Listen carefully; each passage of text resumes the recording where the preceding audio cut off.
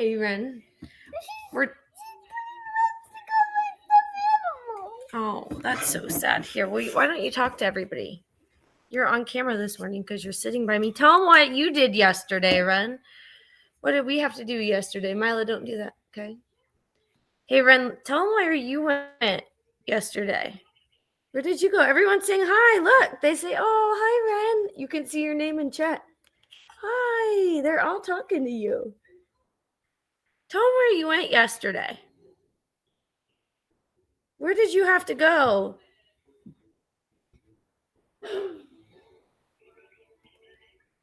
Ren had to go to the ER yesterday, didn't you? You had to go to the ER. She said no. She doesn't remember much of it. Why don't you remember much of the ER yesterday, Rennie Roo? Because she was sleeping. Because she was sleeping the whole time. Weren't you, Ren? Did you just sleep a little bit or did you sleep a lot of it? Talk to them. Quit being grumpy. So she's not feeling very well. Her asthma is what's giving us problems. Oh, she just pushed the camera away. But you look so cute. She's like, I am not ready for this morning. Yep, she had another asthma attack yesterday. So we ended up spending the afternoon in the ER. And they gave her a breathing treatment and some steroids. So she's super strong today, aren't you, Ren? Did those steroids make you super strong? You want to show them your muscles? She's got really strong muscles. You want to show them your muscles? She moved the camera. Maybe at the end of class, she will feel more up to it. It's not got you in it. Stop. If the steroids are the same way with her as they are me, they make me very grumpy. You feeling grumpy this morning, Ren? Maybe. I was wondering something. Like, go for it, Pip. Justin asked something about nothing. There is nothing for Unit 10, and he was wondering, is it for like a sheet testing or is it like a regular lesson? So I've opened up Unit 10. You should be able to see it now. What it is Unit 10 is a unit that is a review unit. All right. And we designed this unit to help you go back and remember all the things that we've learned. Okay. So it is a content unit because it's the same content we've been learning, but it's a review unit, if that makes sense. Hi, Ireland. So that is why we have this content to help us get ready for the test, if that makes sense. Does that answer your question? So Unit 10 is a unit. It is got quizzes like regular units, but it's review. Awesome. All right. Well, let's keep moving. Let's go back into cells. Yesterday, we did a lot of questions that related to eukaryotic and prokaryotic cells. And if you missed that, that's going to be something you want to go back and listen to that recording of, because it was super helpful and kind of giving us some questions as to what might be on those tests for the state and what might not. As far as that, we also reviewed carbon yesterday, right? Carbon is the molecule. Is carbon itself a living thing or non-living thing? Put in chat. Is carbon a living thing or non-living thing? Right. It's a non-living thing that every living thing needs, right? So those four macromolecules, right? Macro means what? We're going to dissect words. Macro means big. So a macromolecule is a big molecule. Good. So macromolecules are big molecules. The four of those that we need. Who can help me remember? What four macromolecules are super important that we need? I'll make sure that you get that, Ellie. It's all right, Heva. What are those 4 macromolecules? We're super close, Dustin. Glucose being a carbohydrate. Good. Carbs. Lipids. Fats are lipids, so that's good. Carbs, lipids, what else? What's the one that builds it? Yep, proteins. And one more. It makes up our DNA. Almost. Almost. It's an acid. It's not amino acids. Yes, it's nucleic acids. See, we've got this. So those are the 4 big molecules that all living things needed. And they all have a backbone, just like we have a spine. They have a spine. And what is that spine made out of? Rin's raising her hand. Rin, can you say carbon?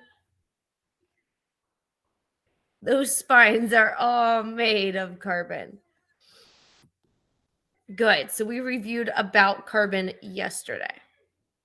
So we are going to pick up right here. This is where we left off yesterday. This is a question from a previous from a previous exam. So this was a question on one of the end of course exams at one point. So that's why we're going through them, because this is what they're going to look like. And the more exposure we get to them, I think the more successful we'll be. So would somebody like to read for us about this question? All right, take it away, Pip. The transcription of a DNA molecule into an RNA molecule. Anyways, the transcription of a DNA molecule into an RNA molecule.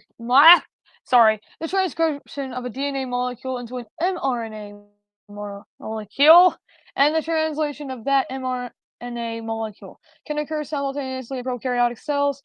This does not occur in eukaryotic cells. Which statement explains why transcription and translation can occur simultaneously in prokaryotic cells, but not in eukaryotic cells? A. Prokaryotic cells have more mitochondria to produce energy. B. Prokaryotic cells lack a nucleus to separate the two processes. C. Eukaryotic cells do not create amino acids until transcription is complete. Or D. Eukaryotic cells lack ribosomes to translate the mRNA for protein synthesis. Thank you. Woo! That was a tongue twister, wasn't it? So many words. You did a great job. Thank you, Pip. All right, so there's a bunch of words in this. Anytime there are a bunch of words, I like to just go through and sort out. So let's ignore everything except for the question. Okay?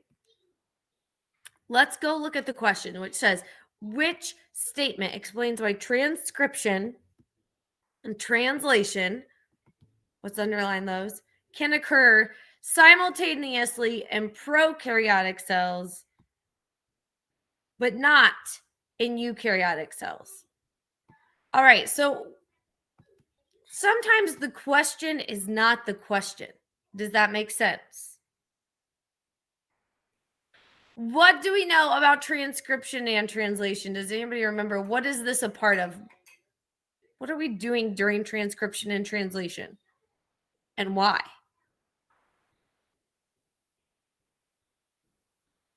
Yes, we're making proteins.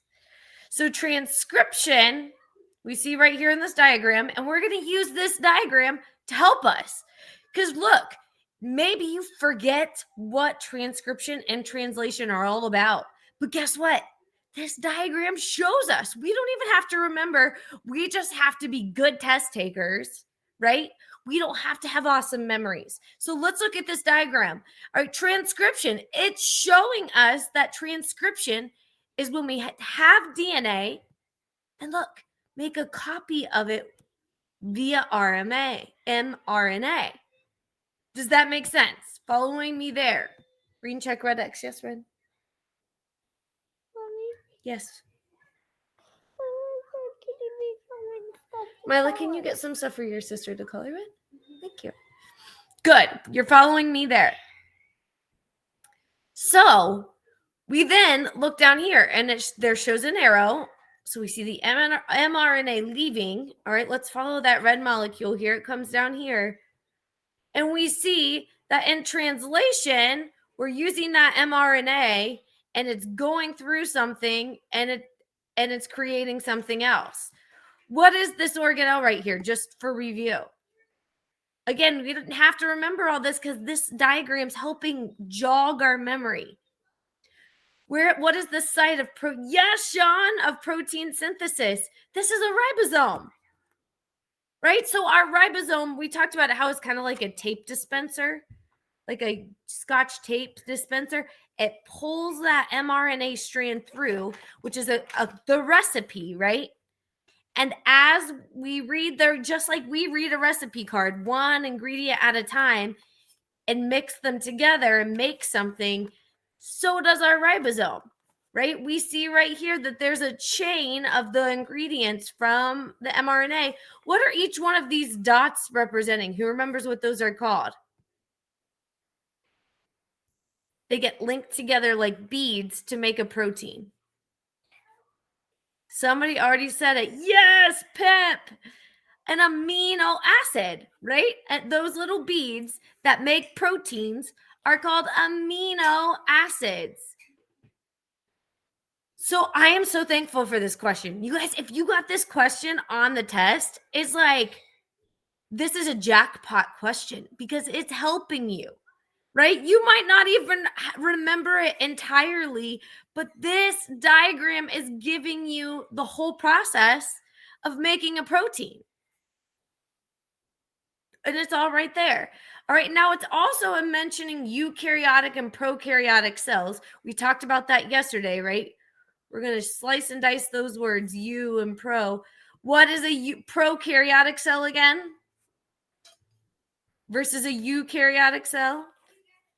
Good. Prokaryotic cell is no nucleus. It is a simple cell, right? A lot of times it's a unicellular organism. What about our eukaryotic cells? What does EU mean? True. All right, it has a true nucleus. So let's use our wisdom, our knowledge, just of a prokaryotic cell and a eukaryotic cell. What does a eukaryotic cell have that a prokaryotic doesn't? Lila, I need a different color. A nucleus. All right, so let's read. I want you to read these answer choices, and I want you to choose one. Knowing that the nucleus, the prokaryotic cell does not have a nucleus, a eukaryotic cell does. You know that.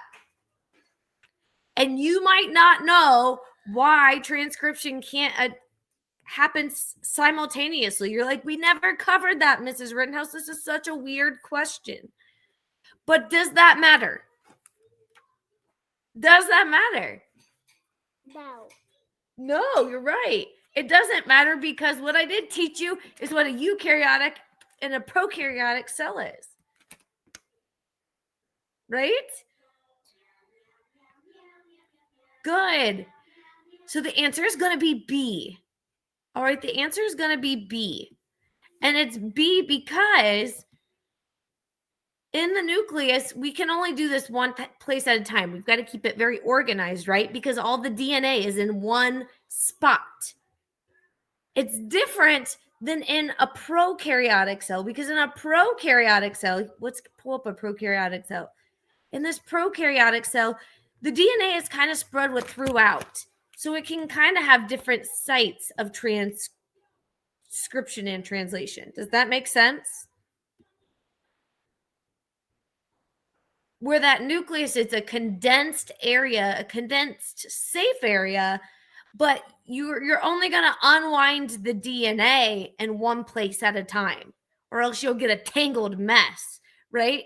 In the prokaryotic cell, you don't have to unwind that DNA at a certain spot because it's already unwound and it's already spread throughout.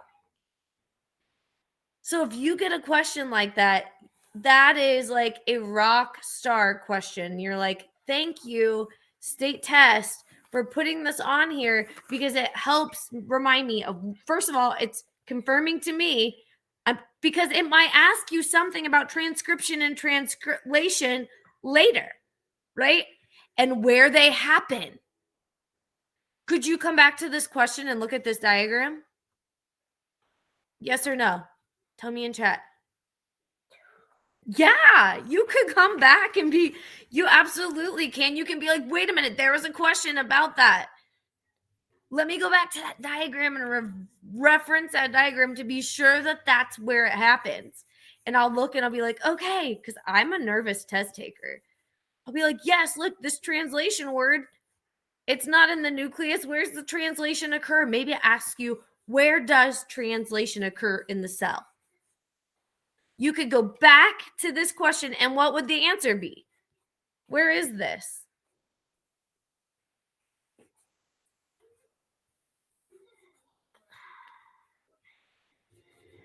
It's at the ribosome. And what is the ribosome hanging out in? In the cytoplasm, right? So if it asks you where is the site of translation, you're going to look for either the ribosome or in the cytoplasm, because they want to know that you know that translation doesn't happen in the nucleus. That you know that transcription happens in the nucleus and translation happens outside. But you could use a diagram like that to help you confirm the correct answer to that question. All right. Does somebody else want to read?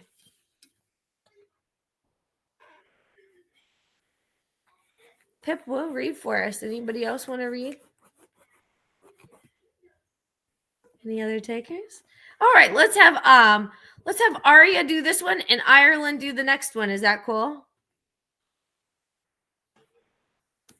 Perfect.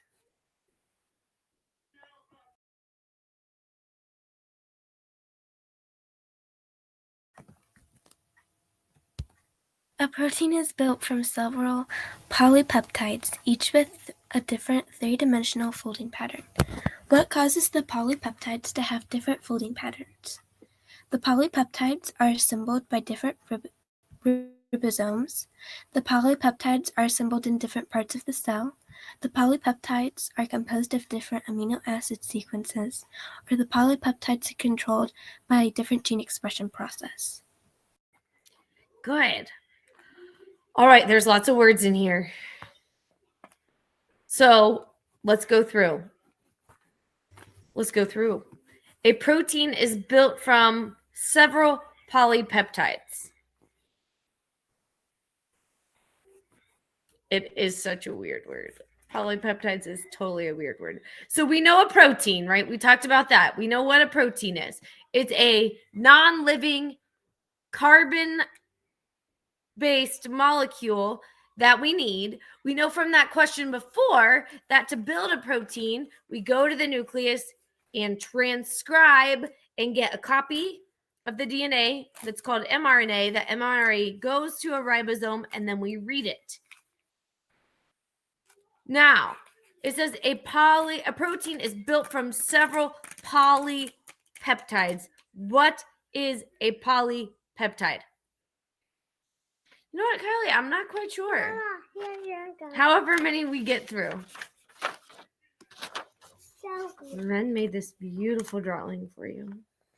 Now for you. Oh, for me. Thank you. It's beautiful.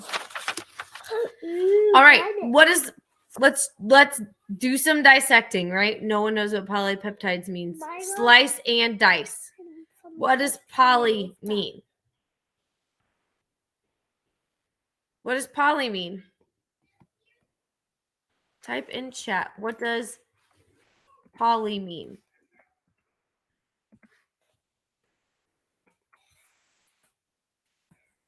Many. Good. So we know the poly means many. We know many, and we're like, what in the world is peptides? I've never heard of this, Miss R.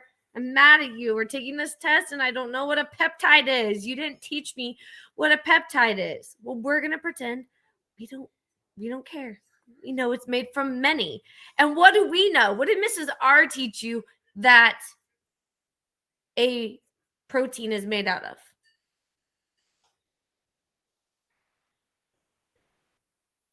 Yes, amino acids. So we're going to just say, I don't know what this question means, but I know that proteins are made from many amino acids. So I'm just going to pretend that that's what that means, because I know proteins are made of amino acids. So I'm going to maybe assume that this is true. And guess what? It is true, okay?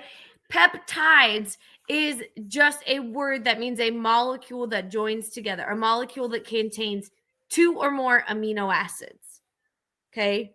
Peptides is a fancy word for 2 or more amino acids. So a polypeptide is many amino acids. You know that, all right? So what causes the polypeptides to have different folding patterns? I want you to go through and I want you to read these. Tell me which one of these you think might be a nonsense. Assembled by different ribosomes. Does that matter? Peptides are assembled in different parts of the cell. Does that matter? Polypeptides are composed of different amino acid sequences. I mean, that's true, right? Because we know that, like, every protein in our body has a different recipe, right? And so it would make, we know that, like, to make a certain kind of protein, you have different recipes. So, right? Let's think about that. The polypeptides are controlled by different gene expression processes. Maybe you don't know that one. All right. Let's just cross out the first two. Polypeptides are assembled by different ribosomes, because maybe they are, but all ribosomes are doing the same job. Does that make sense? It's like going to the license bureau to get your driver's license. It doesn't matter which attendant you go to. They're going to go through the same process of giving you, like, your driver's license. Does that make sense? Green check, red X me. It doesn't matter which one of those people you go to, the process is still the same. Those ribosomes all have the same, your DNA, they're all your ribosomes, they're all in the same cell. They're all going to read your mRNA the same way. So that doesn't really matter, right? That doesn't matter. Polypeptides are assembled in different parts of the cell. So it's the same thing. So you have some ribosomes that are floating in your protein or your cytoplasm.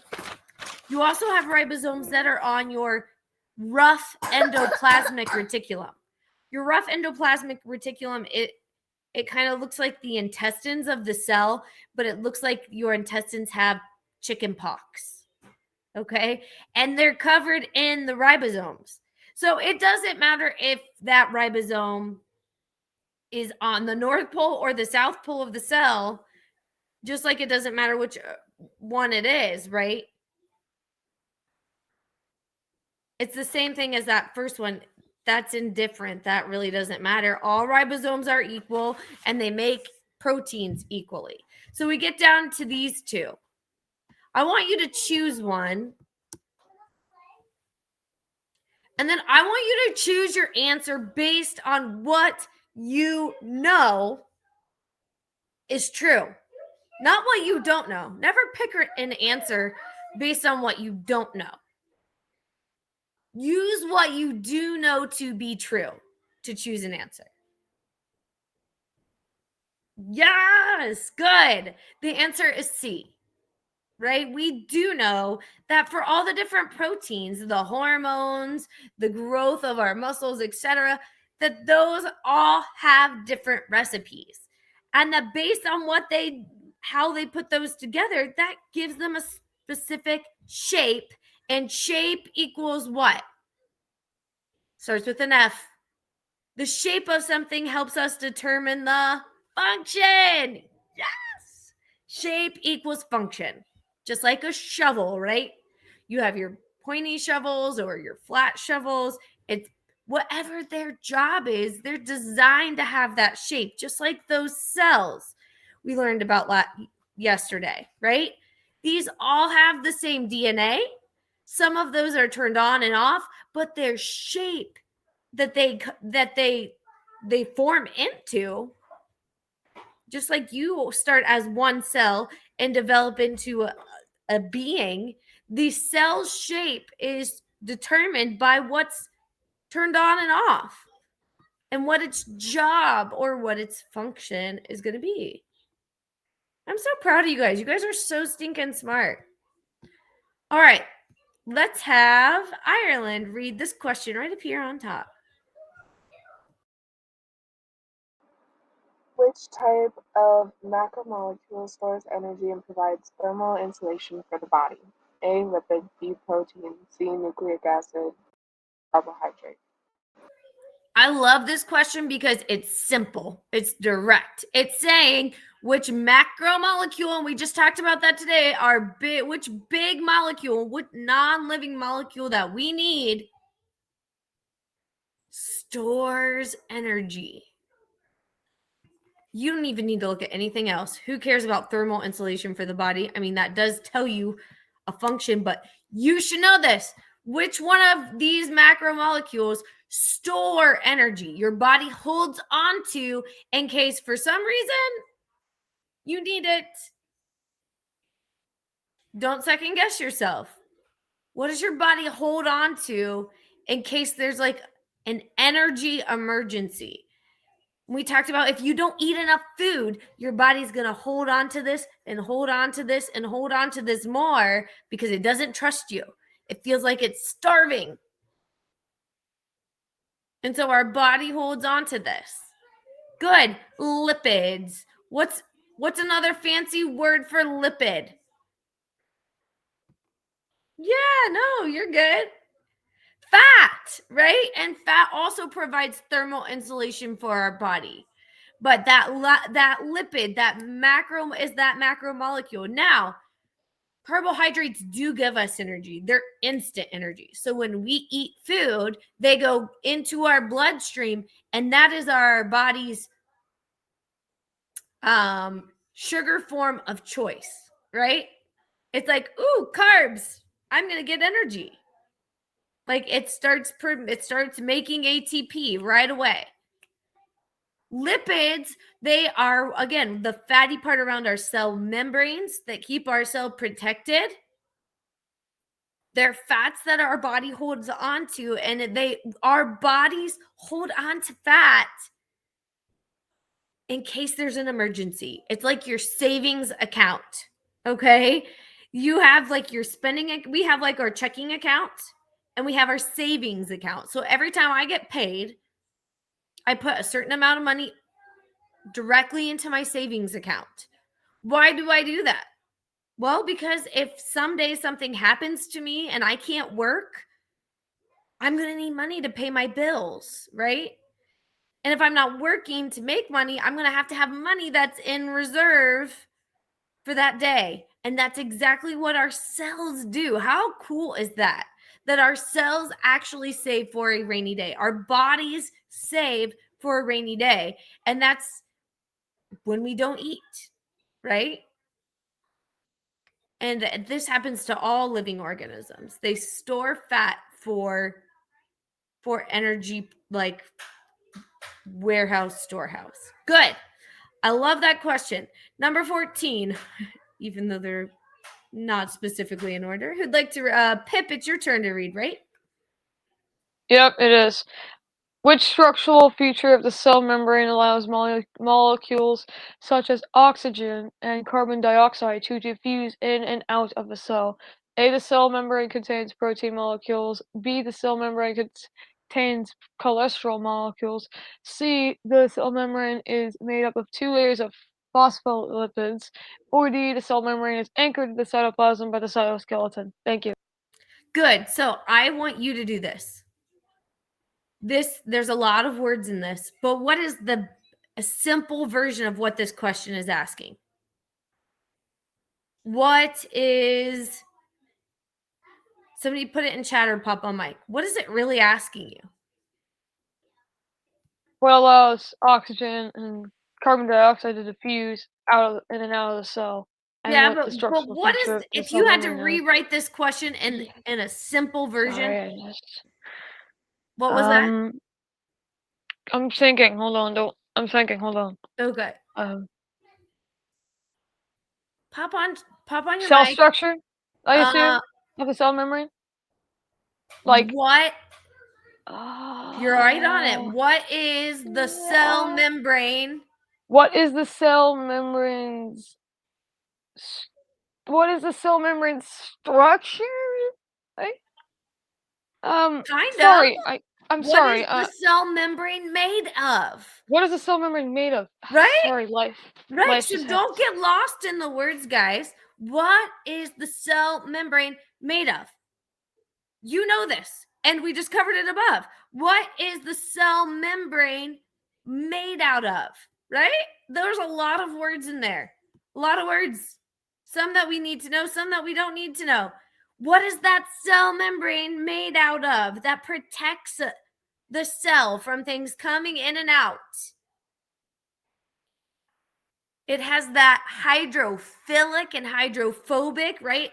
Repels water, so things can't get in between that bilayer. Don't overthink it. What is the cell membrane made out of? What macromolecule protects the cell?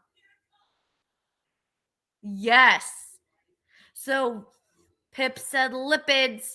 So look for the word lipid. The cell membrane is made up of 2 layers of phospholipids. Lipids are fats, right? We use fats for 2 reasons: to store energy and for our cell membranes. And if we know that, we can just erase that nonsense. We say that question's just asking me, what is the cell membrane made out of? That's a big fancy way of asking me, what is the cell membrane made out of? And I remember that from unit 2 of biology in September. It is made of a phospholipid, right? Even if you don't remember what phospho is, you see the word lipid in there. You can dissect that word and say, I don't remember what the phospho is, but I am 100% that I know that that cell membrane is made. That's funny, Jenna. I think it was funny. I'm so sorry if it's not funny. It is made by lipids. Does that make sense? Do you guys see how we're doing this? Give me smiley faces. I want to hear. I should write the state test. I know. I really should. I would not make it all the extra. Like, just tell me you know what you know, right? We don't need all the fluff. We don't need all this fluff. Good. But I want to teach you how to ignore the fluff. Does that make sense? I wish I could see your faces. So you're like, yes, teach us to ignore the fluff, right? I want you to get past all the verbiage and just say, okay, what's this question asking me? All right. It's trying to get fancy. It's trying to confuse me, but it's really just asking me this. All right. It's really just asking me, what is a lipid? All right. A lipid is a fat, it's an oil. And I'm going to remember that it repels water because when I put an oil, like vegetable oil, on my hands and I go wash it without soap, it's just slimy and gross and it won't come off, right? That's what fats are. Lipids are fats. They are 100% important for our cell membrane and for holding on to that store. It's the savings account of energy. Savings account for energy, so that if a famine comes and I can't get food, we're going to pretend Mrs. Rittenhouse just like lives in the fields and hunts squirrels for breakfast, right? Someday there is no squirrel for breakfast. Oh no, my body has been holding on to fat so that I still have energy to survive the day, right? All right, there are questions that look like this. So let's read it and let's get rid of the garbage. All right. I think it is Aria's turn. Do you mind reading, Aria?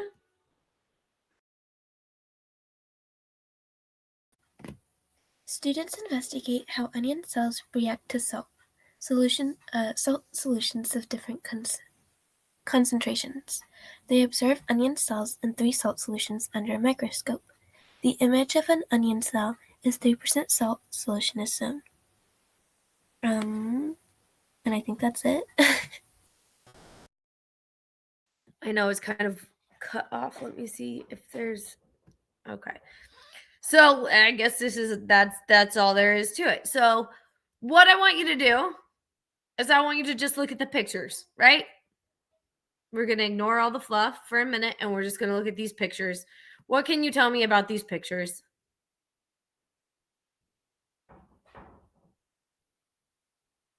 Did you? You're on it. They appear to be plant cells. Perfect. How do we know they're plant cells? By their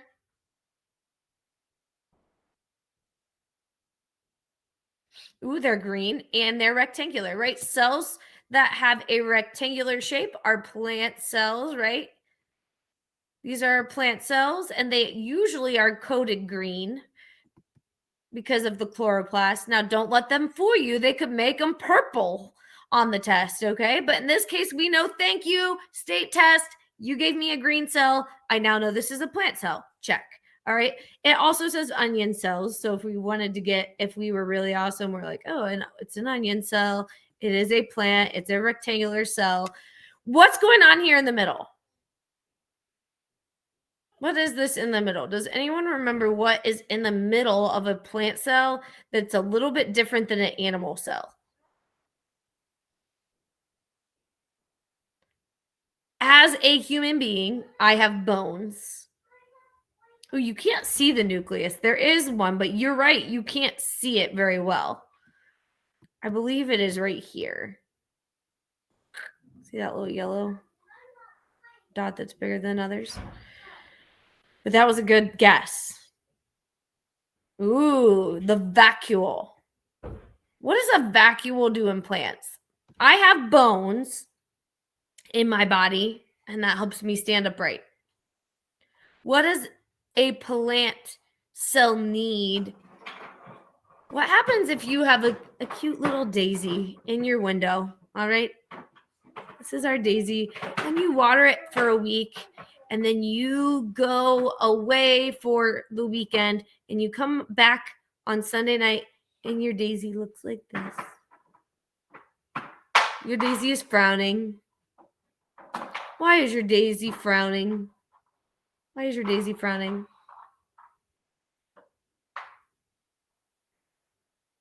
Why is your daisy like all bent over and making a frown face and sad? Why doesn't your daisy look like this anymore? You're onto it, Pip. You're onto it. It needs water, right? Plants need water not just to grow, but plants use water as their bones, right? Who's ever heard of turgor pressure? We didn't talk about this a lot because it was kind of a review unit. All right, have any of you seen those hoses that look all squished up? And then when you turn on the faucet, they get tubular like the hoses outside that you're used to seeing, like the big plastic round hoses that you use. Okay? Well, why do they get looking from wrinkled to big when the water goes through? Yeah, the water pressure starts coming through and pushes out on that and gives it a shape, right? Think about a water balloon. It's all a scrunched up little piece of plastic until you put it on the spigot and fill it with water, right? Good. So it's the same way. It is the same way in a plant cell. That's why we have weepy, sad plants. That's why flowers literally fall over if they don't get enough water. Because these vacuoles right here in them, when they're filled with water, they provide structure. Cool? Are you following me? Yes, no?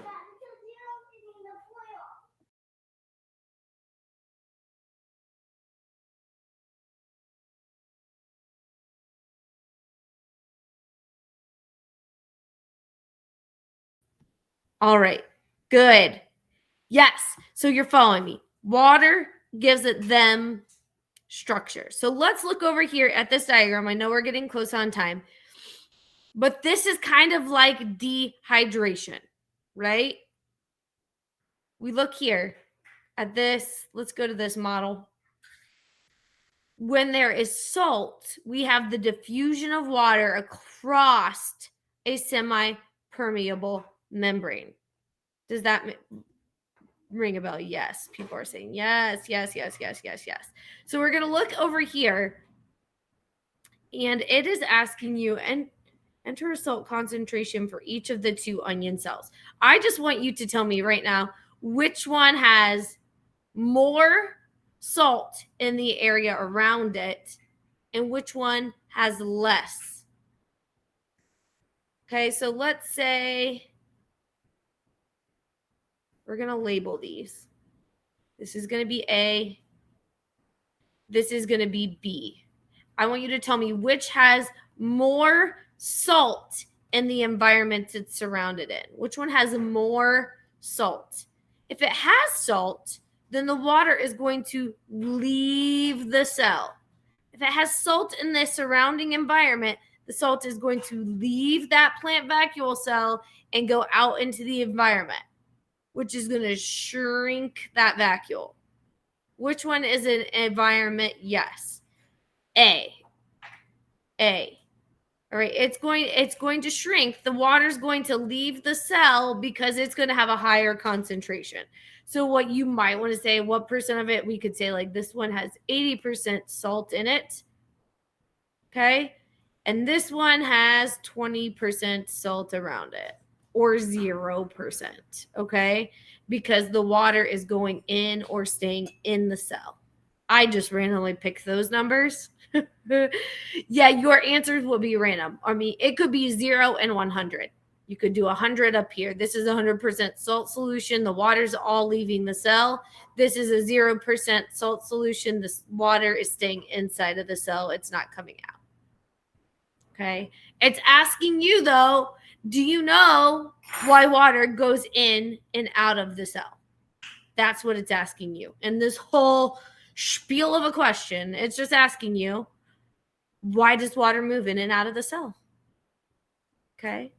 And you're right. That process is a specific form of diffusion called osmosis. You guys are so smart. You're going to rock this thing. All right.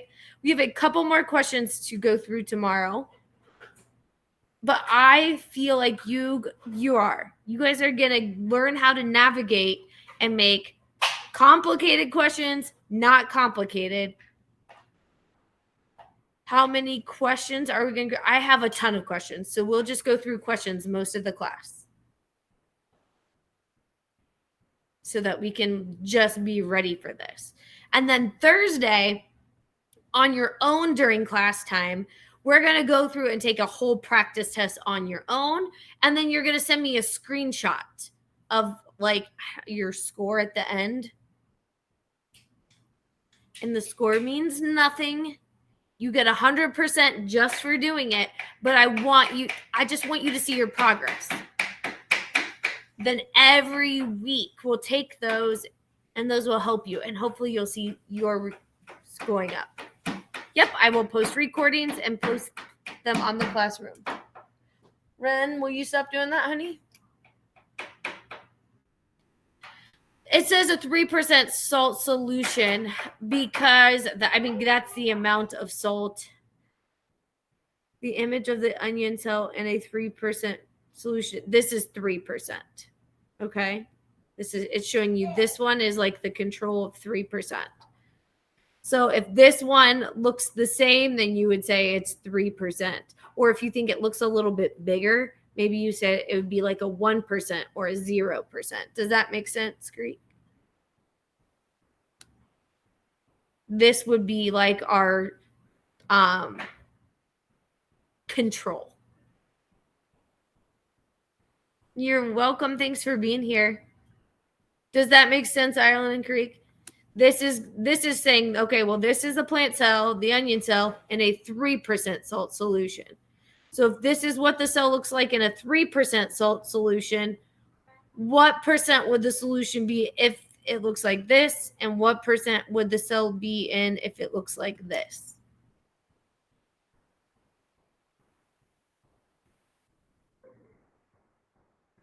Trying to find that. I saw a question. So what you're looking for, Ireland, is you see this vacuole that's full of water. And you're like, okay, this is what it looks like in a 3% solution. Let me clear this board for a minute. This is what it looks like in a 3% salt solution. So now I'm going to come up here, and this one is smaller. So that tells me that the water is leaving the cell. So that tells me if the water is leaving the cell, the salt solution is higher. You know, so I'm going to say, man, that's a really small vacuole. I'm going to say that one is an 80% salt solution. Does that make sense? Yeah, more salt. And then I'm going to look at this guy again and be like, okay, well, how does this vacuole compared to this vacuole? I think this one might look actually a little bigger. So maybe then you would say, okay, if this is a 3% and this one looks bigger, that means water is going in. So it means that salt solution around it is actually going down and the water is going into the cell. So then I'm going to say maybe it's just a hair bigger. So maybe I'm going to say this is a 2% salt solution. Yep. And this question, you would get to choose any number. Unless it's drag and drop, and sometimes there are drag and drops where it would like give you 3 or 4 numbers and you could drag them in there. Yep.